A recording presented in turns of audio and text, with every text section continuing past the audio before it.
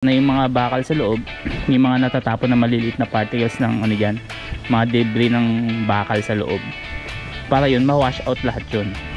Isa din to, nakakatulong din tong air filter para maganda yung buga ng hangin at pagmimix ng ano, ng gasolina.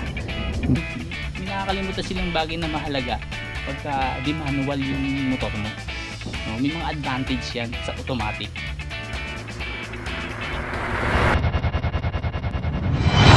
Boss Motovlog. Puntahan natin si Winner X, kamustahin natin. Kahapon nakailang bili ako ng ano ng suka no? Magamit lang si Winner X. Yan siya. Yan. So ngayon gagawin natin, ipesto ko lang siya saglit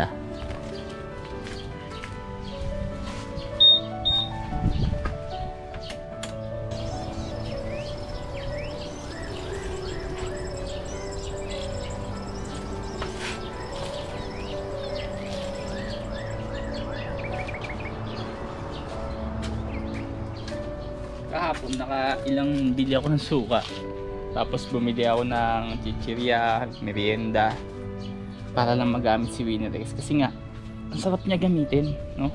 Parang nakaka-addict siyang gamitin sa sobrang ganda niya. Tapos ang dami nagtitinginan sa'yo, kasi bihira lang dito sa amin tong Winner X Kalimitan makikita mo dito Sniper, Raider. Ito kasing Winner X, bihira lang to dito, pero ang ganda niya. Pag nakita mo siya sa actual, lalo na pag nagagamit mo, mas may in love ka dun sa motor, no? Yan siya. So ngayon siguro ngayong video na to, pag-usapan natin, halimbawa meron kang Winner X, ano ba yung dapat mong i-maintenance dito sa Winner X? Yun ang magandang usapin, lalo na sa mga baguhan, wala pang alam sa motor. Tapos ito yung napusuan yung motor na ganito agad, di cambio. Unang-unang maintenance niyan, pag tingin mo sa odo, siyempre zero pa yan, di ba? Pag tiningnan mo sa odo yan, pag tiningnan mo yung odo niyan, pag bagong labas mo sa kasa, zero pa yan. Ito yung kilometer, nakikita mo yan, zero pa yan. So pag nasa 500 km na yung tinakbo mo, yun ang pinaka first change oil mo. Yun ang ano, ina-advise ng mga kasa. Kasi lalo na pagka bago pa yung motor mo, kumbaga masyadong ganit na ganit pa yung makina, intact na intact pa siya sa isa't isa. So once na ginamit mo siya, nag break in ka, yung iba ginagawa hard break in, yung iba soft break in, nilalayo yung motor. Pero kahit ano pang break in ang ginawa mo, 500 kilometers, maganda magpalit ka na, para yung mga debris, yung mga, syempre nagkiskisa na yung mga bakal sa loob, yung mga natatapon na maliliit na particles ng ano dyan, mga debris ng bakal sa loob, para yun ma-wash out lahat yun, no? Mababa mo na agad. 500 kilometers lang, no? Yung pinakita ko dun sa odometer, palitan mo na agad ng langis yun. Yun ang una mo nang papalitan. Tapos sunod na change oil mo naman dyan, pwede ka umabot ng mga 2,000 km. Dito ka lagi magbabase sa kilometer, hindi sa tinakbo o buwan, ganon. Pinaka safe na yung 2,000 km. Pero kung may budget ka, mas maganda kung every 1,500 sa loob ng isang taon, no? Habang tumatagal naman kasi yan, tumatagal din yung pagpapalit mo ng langis, no? Ganon po siya. At ang maganda ron, consistent ka dun sa langis na, kumbaga consistent ka dun sa langis na ginagamit mo, hindi ka pa iba-iba. Kasi may langis na kailangan dyan sa tamang init ng motor mo, no? May langis para dyan. Meron ka rin mabibili sa Honda nyan, yung langis nila. Mas maganda doon ka nang bumili, dahil yun, syempre sila gumawa nyan, alam nila yung langis na para dyan sa motor na yan, no? Mas maganda. Pero kung bumili ka ng iba, wala namang problema, basta wag ka lang yung papalit-palit ka, stick ka lang kung ano yung langis na gusto mo. So yun ang una mang i-maintenance, yung langis. So paano magpalit ng langis? Ito lang yan sa ilalim, tingnan mo. Ayan. Ayan, ito yung drain plug nyan. Ito. Pag nakita mo na yung guhit na yan, suporta yan para halimbawa na humps ka, na lubak, hindi tatama dito, dito tatama. So ito yung drain plug. Tanggalin mo yan, lalabas na yung langis. Tapos ito naman yung ano, filler cap, no? Diyan mo tatanggalin, diyan may sasalin yung langis na bago, no? Yan po yan. So sunod na may maintenance mo naman pag etong gulong. So punta tayo sa gulong. Etong gulong na pupudpud yan. So nakita mo yung mga groove na yan, mga guhit na yan. Once na napudpud na yan at na-meet niya na yung pinakalinya na yan, yung pinaka-ukab niyan, wala na siyang ukab, kumbaga kailangan magpalit ka na kasi delikado na yon. Pero kung ayaw mo pa rin magpalit, wala kang budget, magpalambot ka ng gulong para at least makapit pa rin. Pero hindi na advisable yun na gamitin mo at tapos mabilis ka pa rin magpatakbo. So dapat ito pinapalitan din yan. So langis, gulong, brake pad, itong preno na pupudpud yan mga bossing, ito harap at likod yan, pupudpud yan. Ito pinapalitan tong pads na to.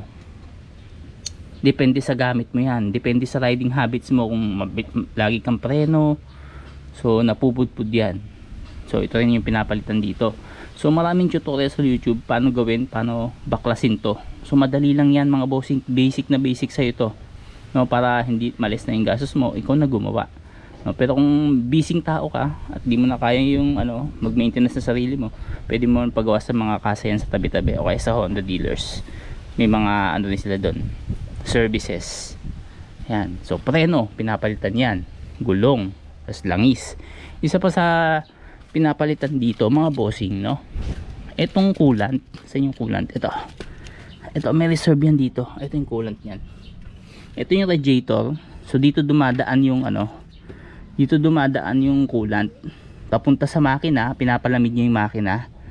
At itong coolant na to, once na tumatagal yan, siguro mas maganda magpalit ka every 1 year o 6 months kung galante ka. Mas galante ka, mas maganda every 6 months magpalit ka.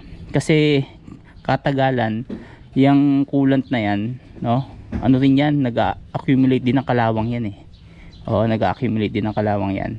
So mas maganda magpalit ka. Kaya naman check mo rin yung coolant mo kung nagbabawas pa siya, no.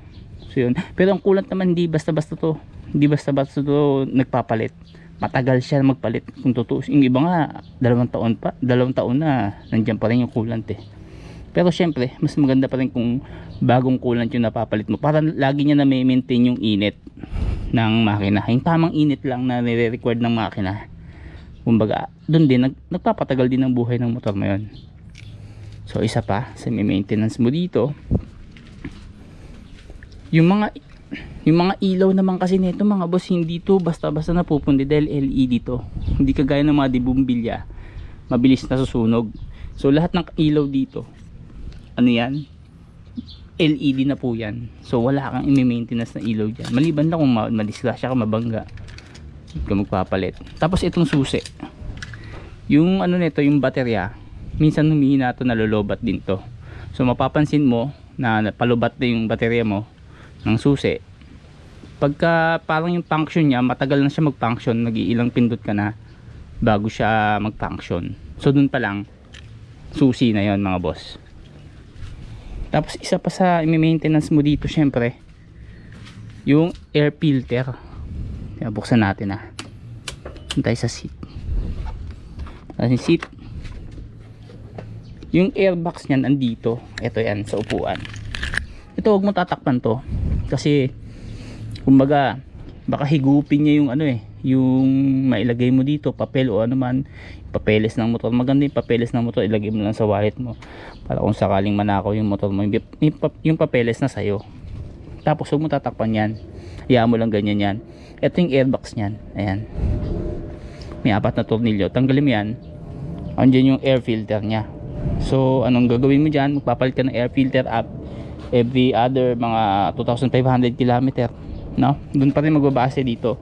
Halimbawa nasa ka na 500 km, pagdating ng 3,000 km palitan mo na yan, kasi isa din to, nakakatulong din tong air filter para maganda yung buga ng hangin at pagmimix ng ng gasolina. Kumbaga kasi yung motor natin censored na yan eh. Kung ano yung nasisense nya, pagka madumi hangin ng ng motor mo, ang gagawin ng sensor, magbubuga siya ng mas maraming gasolina, kaya mapapansin mo lumalakas na rin siya sa gasolina, no? Kaya kung malinis lagi yung ano mo, air filter mo, maganda yung kombinasyon ng hangin sa gasolina, kumbaga less lang yung gasolina na gagastos mo, mas tipid. So yon, air filter, may maintenance na yan every 2,500 kilometers. Tapos ano pa ba, yun lang, halos yun lang.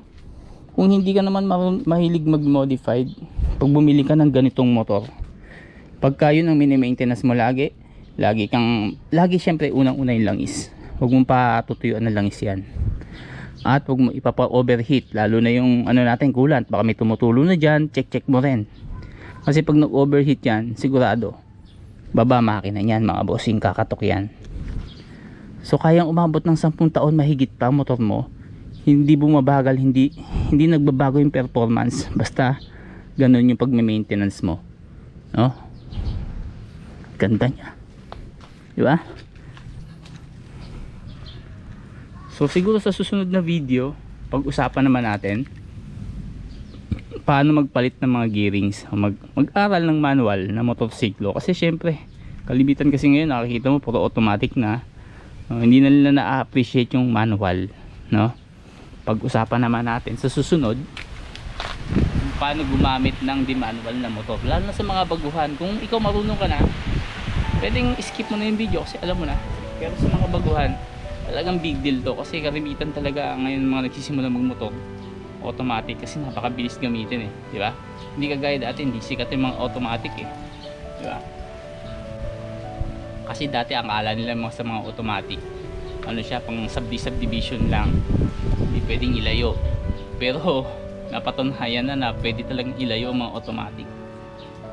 Kaya marami na ngayon gumagamit, pero parang nawawala na nga sa uso yung mga decambio eh, dahil nga sa automatic, dahil sa comfort. Pero may nakakalimutan silang bagay na mahalaga pagka di manual yung motor mo, no? May mga advantage yan sa automatic. So siguro sa susunod na video pag-usapan natin yun. Ayan, ganda nyo.